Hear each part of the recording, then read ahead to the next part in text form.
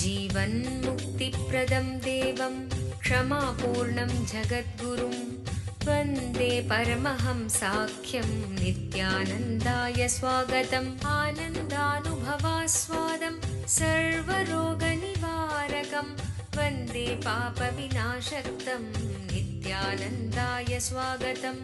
नित्यमुक्तं निर्विकल्पं ध्यानलोकप्रदीपकं वन्दे शान्तमयं बन्धं नित्यानन्दाय स्वागतम्। பரமஹம்ச நித்யானந்தர் ஓர் வாழும் அவதார புருஷர். பிறப்பிலிருந்தே ஞானத்தை, ஞான சக்தியை வெளிப்படுத்திய பிறவி யோகி. 500க்கும் மேற்பட்ட புத்தகங்களை 27 மொழிகளில் அருளிய எழுத்தாளர். 8000 மணி நேரத்திற்கும் மேல் ஞான கருத்துக்களை மொழிந்துள்ள அரிய பேச்சாளர். ஆயிரக்கணக்கானவர்களுக்கு உணவு, மருத்துவம், கல்வி, ஆன்மீகம் போன்ற துறைகளில் ஒப்பற்ற சேவை செய்து வரும் சமூக சேவகர். லட்சக்கணக்கானவர்களுக்கு தலைவலி முதல் கேன்சர் வரை தனது தியான சக்தியால் தீர்த்து வைத்த தியான சிகிச்சையாளர். லட்சக்கணக்கான மக்களுக்கு உடல் நலம், மனவளம் ஆகியவற்றிற்கான கிரியைகளை வகுத்து தரும் கிரியா யோகி.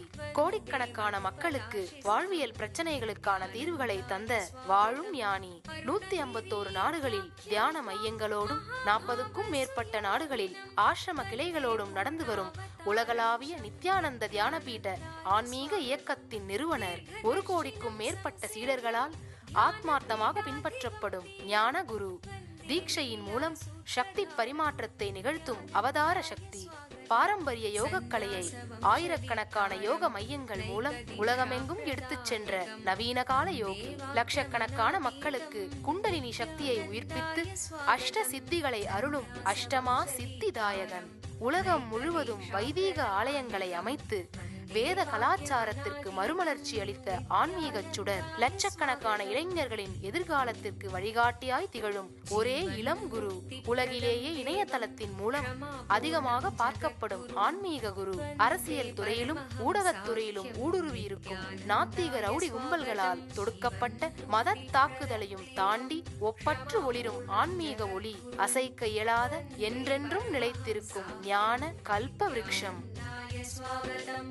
आनन्दानुभवास्वादं सर्वरोगनिवारकं वन्दे पापविनाशक्तं नित्यानन्दाय स्वागतम्। नित्यमुक्तं निर्विकल्पं ध्यानलोकप्रदीपकं वन्दे शान्तमयं बन्धं नित्यानन्दाय स्वागतम्। आनन्दगन्धसञ्चारं सर्वोपाधिविनिर्मुक्तं वन्दे ज्ञानालयं नाथं नित्यानन्दाय स्वागतम्।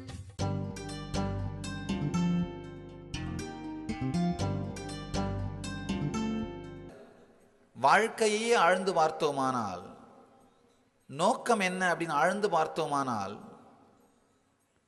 பல விஷயங்கள் நமக்கு தெளிவாகும். விவேகானந்தர் ரொம்ப அழகா சொல்றாரு, குறிக்கோள் இல்லாத, நோக்கம் இல்லாத ஒருவன்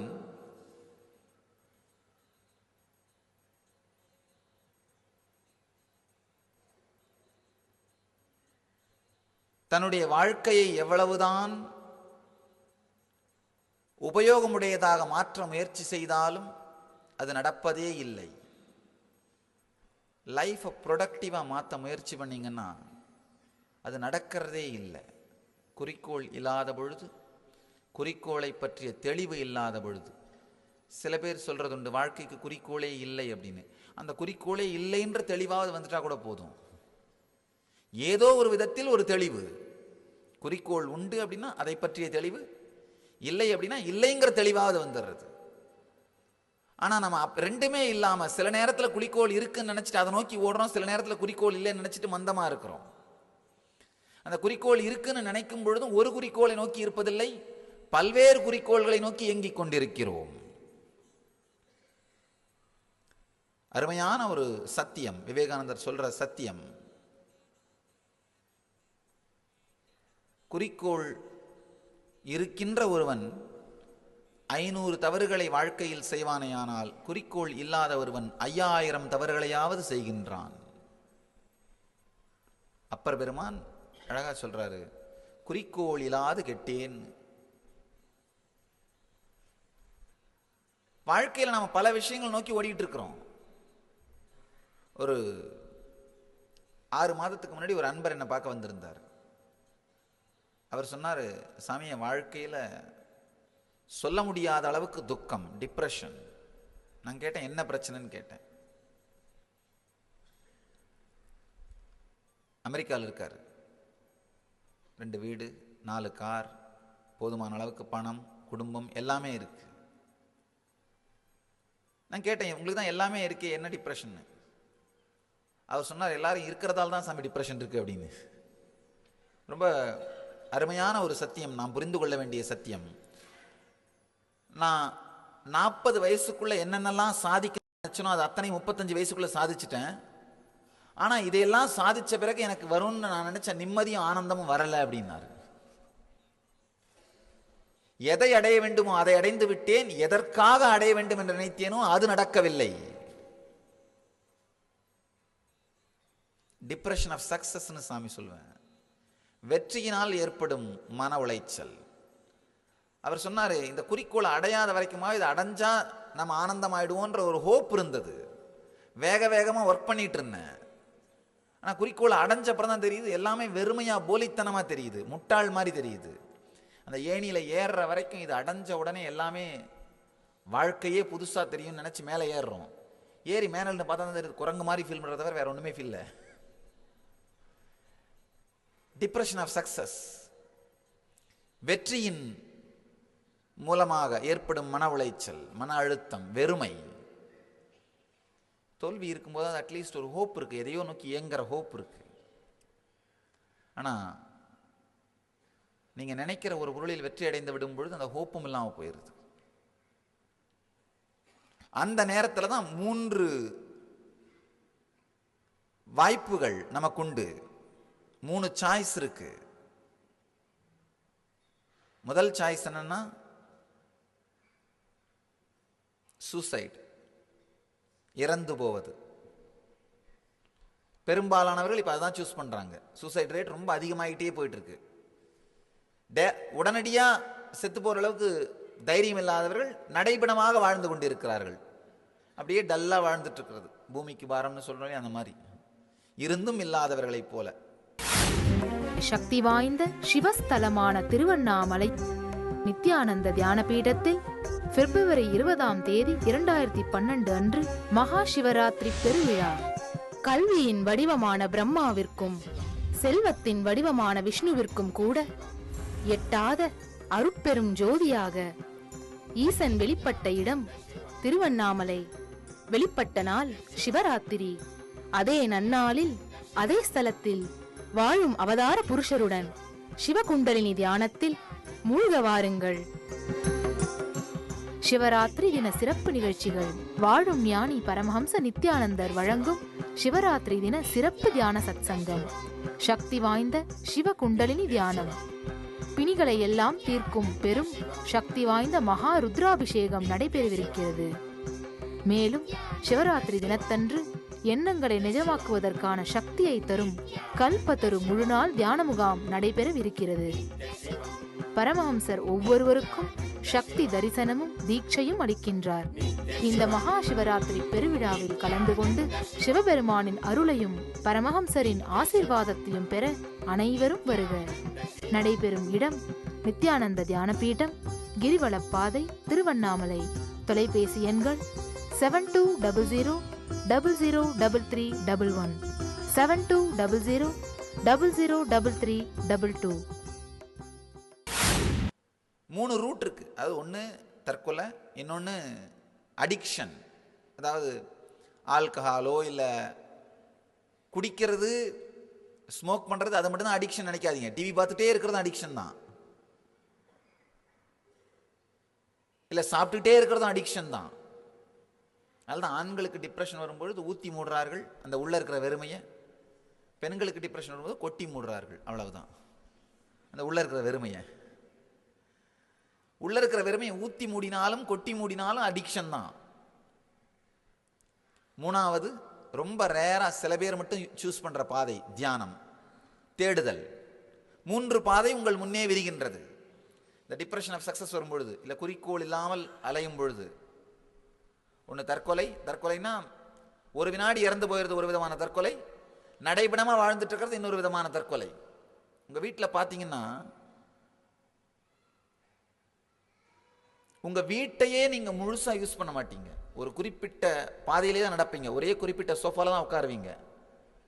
அதுக்கப்புறம் ஒரே மாதிரி மேலே போய் ரூமில் போய் படுத்து தூங்குவீங்க. திரும்ப இறங்கி வரும்போது ஒரே ரூட்டை தான் யூஸ் பண்ணுவீங்க. நல்லா ஆழ்ந்து பார்த்தீங்கன்னா உங்கள் வீட்டையே நீங்கள் முழுசாக யூஸ் பண்ணிட்டு இருக்க மாட்டீங்க. காரணம் லைஃப் இல்லை, அது குறைந்தபட்ச இயக்கத்தோடு உயிர் வாழ்வது. குறைந்தபட்ச இயக்கத்தோடு உயிர் வாழ்வது. உங்கள் காலில் பெயிண்ட் பண்ணி வீட்டுக்குள்ள நடக்க விட்டனா ஒரு குறிப்பிட்ட பாதை மட்டும்தான் பெயிண்ட் ஆகும். குறைந்தபட்ச இயக்கத்தோடு உயிர் வாழ்வது, நடைபெணம் மாதிரி வாழறது, அதுவும் ஒரு விதத்தில் சூசைட் தான். லிவிங் டெட், ஒரு வாழ்ந்தும் வாழாமல் வாழுதல். வேற வேற பாதைகள் முன்னாடி விரியும் பொழுது சிலர் மட்டுமே தியானம்ங்கிற பாதை எடுக்கிறார்கள். குறிக்கோள் அப்படிங்கிறத ஆழ்ந்து பார்ப்போம். அதுக்கப்புறம் இந்த டிப்ரெஷன் ஆஃப் சக்சஸ், அதுக்கப்புறம் விரிகின்ற பாதைகள், இவைகளை பற்றிய மிக தெளிவான ஒரு சில சத்தியங்கள் நமக்குள் புரியும். நாம எல்லாருமே எதை தேடினாலுமே, பணமாகட்டும், பொருளாகட்டும், புகழாகட்டும், வேறு எதுவாகட்டும், நமக்குள்ள ஏதோ ஒன்று குறைந்திருப்பதை போல இருக்கின்ற அந்த குறைத்தன்மையிலிருந்து விடுபடத்தான் முயற்சி பண்றோம். எப்ப நீங்க யோசிக்க ஆரம்பிச்சீங்களோ, இந்த கருத்து தெரியறதுன்னு சொல்றோம் இல்லைங்களா, அந்த கருத்து தெரியறதுன்னு நம்ம சின்ன வயசு ரொம்ப விளையாட்டா சொல்லுவோம், எனக்கு கருத்து தெரிஞ்சதெல்லாம் இந்த ஊர்ல இருந்து தான் பிறந்த வளர்ந்துன்னு. கருத்து தெரியறதுன்னா நான்ற ஐடென்டிட்டி நீங்க ஃபீல் பண்ண ஆரம்பிச்சது. அந்த எப்போ நீங்க நான் இந்த உடல்ற ஐடென்டிட்டியை ஃபீல் பண்றீங்களோ அப்பதான் அந்த ஐடென்டிட்டி ஃபீலிங் வருது. அதுல இருந்து உங்களுடைய வாழ்க்கையை பார்த்தீங்கன்னா எதையோ ஒன்று இழந்த ஒரு ஃபீலிங் இருக்கும். இந்த நான்கிற ஐடென்டிட்டி நீங்க ஃபீல் பண்ண ஆரம்பிக்கிறது முன்னாடி வரைக்கும் இழந்த அந்த உணர்வு இருக்காது. நான்கிற ஐடென்டிட்டியை நீங்க ஃபீல் பண்ண ஆரம்பிச்சதுல இருந்து இன்னைக்கு வரைக்கும் எதையோ ஒன்றை இழந்து விட்ட ஒரு வெறுமைத்தன்மை உங்களுக்குள் இருக்கின்றது. அந்த வெறுமைத்தன்மையை தீர்த்து கொள்வதற்காகத்தான் பல குறிக்கோள்களை நோக்கியும் உங்கள் வாழ்க்கையை இயக்குகிறீர்கள். யாராவது சில பேர் பணம் வந்தா உனக்குள்ள இருக்க அந்த வெறுமைத்தன்மை போயிடுன்னு உங்களை நம்ப வச்சுட்டாங்கன்னா பணத்தை நோக்கி ஓடுறீங்க.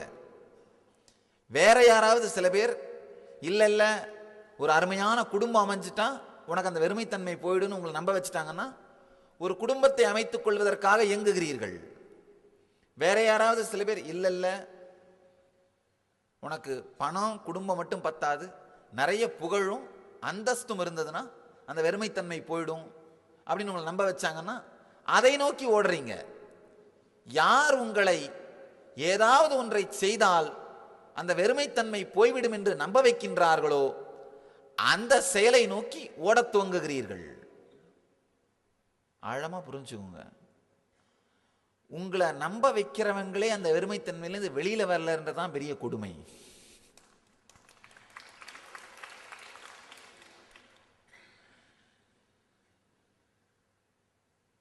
பணத்தால உங்களுடைய வெறுமைத்தன்மை போயிடுன்னு சொல்றவங்க பணத்தை வாழ்ந்து இருந்து பார்த்து வெறுமைத்தன்மையில விழுந்து வெளியில வந்திருந்தாங்கன்னா ஓகே. இல்ல வேற புகழால வெறுமைத்தன்மை போயிடுன்னு சொல்றவங்க புகழை அடைந்து பார்த்து தனக்குள்ள திரும்பி பார்த்து வெறுமைத்தன்மை இல்லாம போயிட்டு வெளியில வந்தவங்கன்னா ஓகே. அதுவும் இல்லை. இல்ல ஒரு குடும்பத்தினால வெறுமைத்தன்மை போயிடுன்னு சொல்றவங்க அதை அனுபவித்து பார்த்து அந்த வெறுமைத்தன்மையிலிருந்து வெளியில வந்திருந்தா ஓகே. சொல்றவர்கள் அனுபவிக்காமல் சொல்ல, கேட்பவர்கள் அதை ஆராயாமல் கேட்க, மொத்த இயக்கமுமே ஒரு மூடத்தனமான குறிக்கோள் இல்லாத திசையை நோக்கி இயங்கிக் கொண்டிருக்கிறது.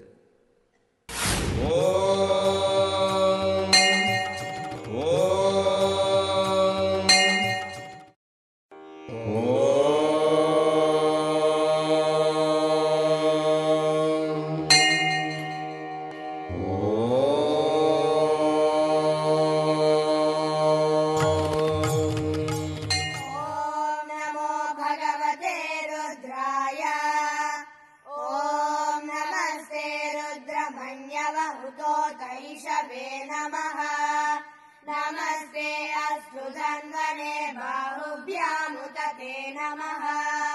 या तैष शिवतमा शिवम् बभूव ते धनुः शिवा शरव्याया तव तया नो रुद्रमृडया। या ते रुद्र शिवा तनूरघोरा पापकाशिनी तया नस्तनुभाषन्त। இப்போ உங்களுக்கு இதுதான் குறிக்கோள்னு உங்கள் லைஃப்பில் கற்றுக் கொடுக்கணும். யாராக இருப்பாங்க? உங்கள் அப்பா அம்மாவாக இருப்பாங்க, இல்லை ஆசிரியர்களாக இருப்பாங்க. ஆனால் அவங்க உங்களுக்கு எதை குறிக்கோள்னு கற்றுத்தராங்களோ அதை அவர்களே அடைந்து பார்த்து அதிலே முழுமைத்தன்மை இருக்கின்றதா அப்படின்னு பார்த்துருக்கணும். வெரிஃபை பண்ணலை. அவங்களே அதை அடையலை. சில மாதங்களுக்கு முன்னாடி ஒரு 14 வயசு பையனை அழைச்சிட்டு ஒரு அம்மா வந்தாங்க. அவங்க கம்ப்ளைண்ட் என்னன்னா, சாமி இவன் நான் என்ன சொன்னாலும் என் பேச்சை கேட்க மாட்டேங்கிறான், எப்படியாவது நான் சொல்றதை கேட்க வைங்க அப்படின்னாங்க. நான் சொன்னேன், நானே எங்க அம்மா பேச்சை கேட்கல,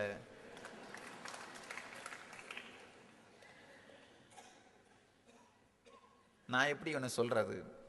ஆனா அந்த அம்மா விடலை. இல்லை இல்லை சாமி, நீங்க சொல்லியே ஆகணும். உங்களுக்கு தெரியும், பெண்கள் பிடிச்சாங்கன்னா ஒன்றும் பண்ண முடியாது. நான் கொஞ்ச நேரம் அவங்களை எப்படியாவது திசை திருப்ப முயற்சி பண்ணி பார்த்தேன். இல்லை இல்லைம்மா, நானே ஒழுங்காக கேட்கல எங்கள் அம்மா சொன்னதை. எங்கள் அம்மா எவ்வளோ சொன்னாங்க, ஆனால் நான் முடியாமல் தான் சாமியாராக போயிட்டேன். நான் எப்படிமா சொல்கிறது? அவங்க கொஞ்ச நேரம் பேசி பார்த்துட்டு, இல்லை சாமி நீங்கள் இதை சொல்லியே ஆகணும், அவன் என் பேச்சை கேட்டே ஆகணும். சரி, அதுக்கு மேலே ஒன்றும் பண்ண முடியாததுனால பையனை கூப்பிட்டேன். ஏன்பா உங்கள் அம்மா சொல்கிறத கேட்கப்படாதா? பாரு, அவங்க சொல்கிறத நானே கேட்குறேன் பாரு, கொஞ்சம் கேட்டு நடந்துக்கப்படாதா? ரொம்ப ஷார்ப்பாக பதில் சொன்னான் பையன். சாமி அவங்களே ஆனந்தமாக நிம்மதியாக இல்லை, அவங்க சொல்கிறத கேட்டு நான் நடந்தானே அப்படித்தானே சாமி நானும் வீணாக போவேன்.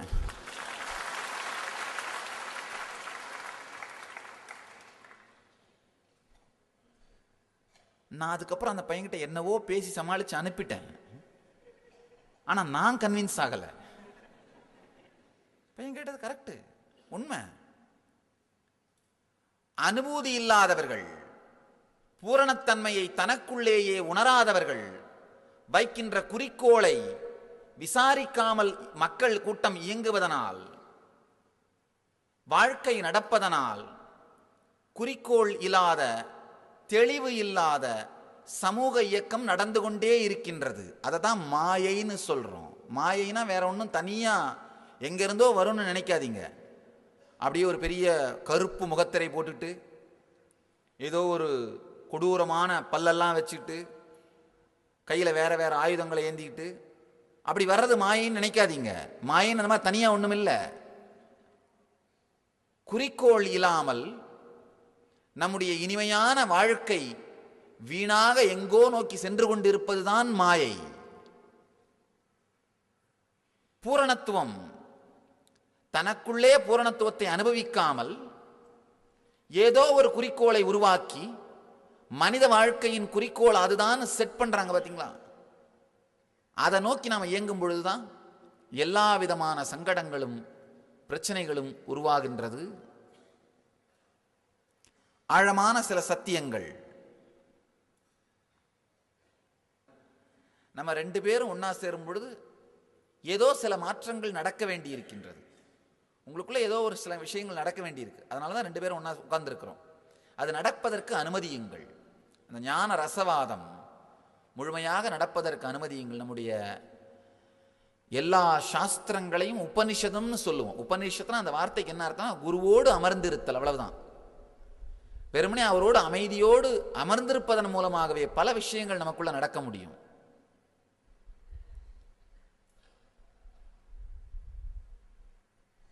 நீச்சல் அடிக்கிறத பத்தி ஒருத்தர் கத்துக்கணும்னு நினைச்சார். எத்தனை வால்யூம் வாங்கி புரட்டி படிச்சாலும் அது என்ன சொல்லுது? வலது காலை 8 முறை உதைக்கவும், இடது கையை 7 முறை அசைக்கவும், கைகளையும் காலையும் ஒரே நேரத்தில் ஆட்டவும். இதெல்லாம் படிச்சு நீச்சல் கத்துக்க முடியுமா? முடியாது. ஃப்ரெண்டு ஒருத்தர் கேட்டார், எப்படி கத்துக்கிறதுன்னு. அவர் சொன்னார், வாப்பா அழைச்சிட்டு போறேன்னு. அங்க போனதும் அங்க ஒரு ஜென் ஞானி இருந்தார். அவர்கிட்ட சொல்றாரு, இவர் நீச்சல் கத்துக்கணும், கற்றுக் கொடுங்க. ஞானி ரொம்ப அழகாக சொல்கிறார், கூட வாப்பா அப்படின்னு அழைச்சிட்டு போய்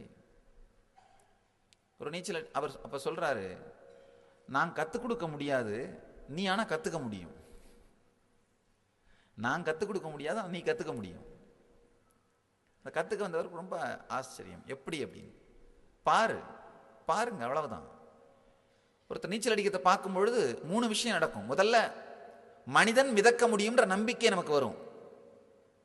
2வது இவர் செய்யும் பொழுது நம்மளால ஏன் செய்ய முடியாதுன்ற இன்ஸ்பிரேஷன். 3வது அவர் நீச்சல் அடிக்கும் போது ஏற்படுற ஆனந்தத்தை பார்த்து வருகின்ற உற்சாகம், உத்வேகம். நேச்சுரலா குதிச்சோன்னா முடிஞ்சு போச்சு. இப்படித்தான் நடக்க முடியும். அனுபவமும் எத்தனைதான் வார்த்தைகள் கேட்டீங்கன்னாலும் வெறும் வார்த்தைகளால நடக்கிறது இல்லை. திருவண்ணாமலை நித்யானந்த தியானபீடத்தில் பிப்ரவரி 20, 2012 மகா சிவராத்திரி திருநாளன்று கல்பத்தரு முழுநாள் தியான அனுபவ முகாம். உங்களின் எண்ணங்களை நிஜமாக்குவதற்கான சக்தியை தரும் ஒரு நாள் தியான அனுபவ முகாம். மகா சிவராத்திரி திருநாளன்று கல்பத்தருவில் வாழும் ஞானியிடமிருந்து பெறும் தீட்சை உடலிற்கு ஆரோக்கியத்தை அளித்து மனதிற்கு தெளிவை அளித்து உங்களுக்குள் இருக்கும் குண்டலினி சக்தியை உயிர்ப்பித்து உங்கள் வாழ்வில் எல்லா வளங்களையும் அருள்கிறது. கல்பத்தரு தியான முகாம் நடைபெறும் இடம் நித்யானந்த தியானபீடம், கிரிவலப்பாதை, திருவண்ணாமலை. தொலைபேசி எண்கள் 7200003311 7200003322. ஒரு ஞானியினுடைய சாநித்தியத்தில் உட்காரும் பொழுது அவர் அந்த ஆனந்த சாகரத்திலே நீந்துகிற மீனை போன்றது. அந்த சாநித்தியம் நீங்க நேரடியா உணர்ந்தாலும் உணராவிட்டாலும் உங்களுடைய உள்ளுணர்வை ரொம்ப இன்ஸ்பயர் பண்ணும், ஆழமா இன்ஸ்பயர் பண்ணும். அது உங்களை ஆழமாக உற்சாகப்படுத்தி உத்வேகப்படுத்தும். அதனால வேற எந்த நடவடிக்கைகளிலும் கவனம் செலுத்தாமல் உடலால் மட்டுமல்லாமல் உணர்வாலையும் இங்க இருந்தீங்கன்னா உங்களுக்குள் மிகப்பெரிய ஆன்மீக மாற்றங்கள் நிகழ முடியும். பூரணத்தன்மை, இதை பத்தி சொல்லிட்டு இருந்தேன். நம்ம வாழ்க்கையில ஃபீல் பண்ற அந்த எம்டினஸ், அதுல இருந்து வெளியில வர்றதுக்காகத்தான் என்னென்னவோ செஞ்சிட்டு இருக்கிறோம். நாம செய்யற எல்லாமே நமக்குள்ள இருக்கிற அந்த வெறுமைத்தன்மையிலிருந்து வெளியில வர்றதுக்கான, அந்த பூரணத்தன்மையை அடைவதற்கான முயற்சிகள் தான். பணத்தால் அது வரும் நம்பணும்னா பணத்தை நோக்கி ஓடுறோம், உறவுகளால் அது வரும் நம்பினா உறவுகளை நோக்கி ஓடுறோம், உடல் நலத்தால் அது வரும் நம்பணும்னா உடல் நலத்தை நோக்கி ஓடுறோம். ஆனா நம்ம எதை நோக்கி ஓடினாலும் இறுதியா ஒரே ஒரு விஷயத்தை நோக்கி தான் ஓடுறோம். எதை நோக்கி ஓடுவதாக நீங்கள் நினைத்துக் கொண்டிருந்தாலும் பூரணத்தன்மையை நோக்கித்தான் நீங்கள் இயங்கிக் கொண்டிருக்கிறீர்கள். எதை நோக்கி, நீங்க பணத்தை நோக்கி ஓடுறதா நீங்க நினைச்சிட்டு இருந்தாலும் பணத்துக்காக நீங்க பணத்தை சம்பாதிக்கல, பணத்தாலே ஒரு முழுமைத்தன்மை உங்களுக்கு கிடைக்கும்னு நினைக்கிறதால பணத்தை நோக்கி ஓடுறீங்க. வெறுமனே பணத்துக்காக சம்பாதிக்கிறீங்களா? கிடையாது.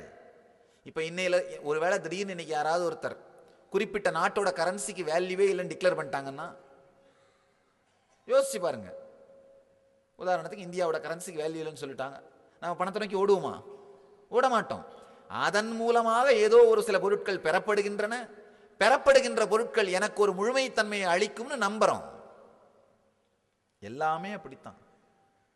உண்மையில பார்த்தீங்கன்னா எல்லா குறிக்கோளுமே இறுதியில் பூரணத்தன்மை, நமக்குள் இருக்கின்ற முழுமைத்தன்மை என்கின்ற ஒரே குறிக்கோளை நோக்கி தான் திரும்புகின்றது. உறவுகள் கூட அப்படித்தான். சாந்தோக்கிய உபனிஷதம் மிக அருமையாக சொல்கின்றது.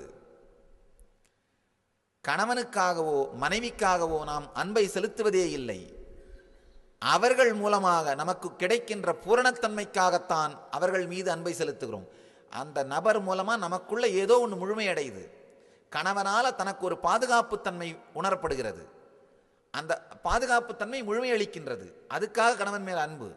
மனைவினால ஏதோ ஒரு சுகம், ஒரு திருப்தி, அது நமக்கு ஒரு முழுமைத்தன்மை அளிக்கிறது, அதுக்காக அவர்கள் மீது அன்பு. எல்லாமே உறவுகளாகட்டும், வாழ்க்கையாகட்டும், பணமாகட்டும், வேறு எதுவாகட்டும், அடிப்படையாக முழுமைத்தன்மைங்கிற ஒரு குறிக்கோளை நோக்கிய இயக்கம்தான். அந்த முழுமைத்தன்மை அப்படிங்கிற ஒரு குறிக்கோளை வேற வேற திசையில் நாம் எல்லாருமே டிராவல் பண்ணி அடையிறோம். சில பேர் மூக்க நேராக இப்படி தொடுறாங்க, சில பேர் இப்படி சுற்றி தொடுறாங்க, சில பேர் எங்கேயோ கையை விட்டு வளைச்சி எடுத்துன்னு வந்து மூக்கு தொட முயற்சி பண்ணுறாங்க. இந்த வழியாக போய் வந்து மூக்கு தொட்டா தொட முடியும்னு நினச்சி தொட வரும்பொழுது கையை எங்கேயாவது கொடுத்து மாட்டிக்கிறார்கள். என்னென்னவோ நடக்கலாம். ஆனால் எல்லாருக்குமே குறிக்கோள் ஒன்றாகத்தான் இருக்கின்றது. பூரணத்தன்மையை அடைவதுங்கிற குறிக்கோள் ஒன்றாகவே தான் இருக்கின்றது. நேரடியாக அந்த பூரணத்தன்மையை உணர்வதைத்தான் நாம் ஞானம், ஆன்மீகம் என்ன வேணா சொல்கிறோம். அதை வேற வேற நோக்கத்தில் உணர முயற்சி பண்ணுறது தான் மெட்டீரியலிசம்னு சொல்கிறோம். எப்படியா இருந்தாலும் நோக்கம் ஒன்று தான், அந்த பூரணத்தன்மையை உணர்வது, பூரணத்தன்மையை நமக்குள் அனுபவிக்க முயற்சி செய்வது. உங்கள் எல்லோரையும் நித்யானந்தத்தில் நிறைந்து, நித்யானந்தத்தில் மலர்ந்து, நித்யானந்தத்தில் கரைந்து, நித்யானந்தமாகிட ஆசீர்வதிக்கின்றேன். நன்றி.